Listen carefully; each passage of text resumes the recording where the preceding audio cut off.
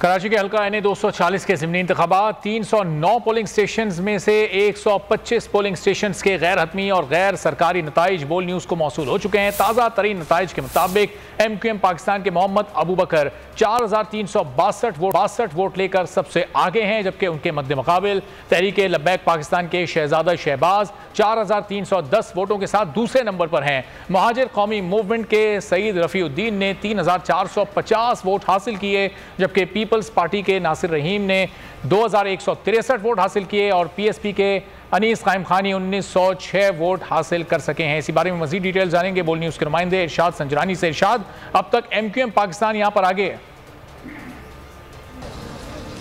देखा बिल्कुल NA 240 का जो ज़मीनी इंतखाब है उसमें जो अभी यहाँ पर मौजूद है और जो करंट अपडेट है वो यहाँ पर RTS का सिस्टम लगा हुआ इलेक्शन कमीशन ऑफ पाकिस्तान का, उसमें MQM पाकिस्तान के जो उम्मीदवार हैं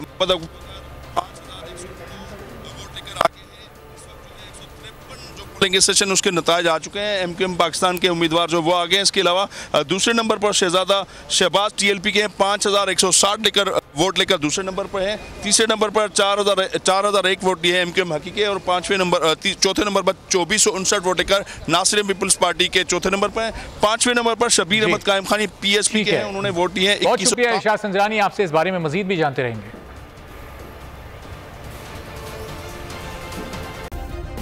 सब्सक्राइब करें और बेल दबाएं ताकि कोई खबर रह न जाए।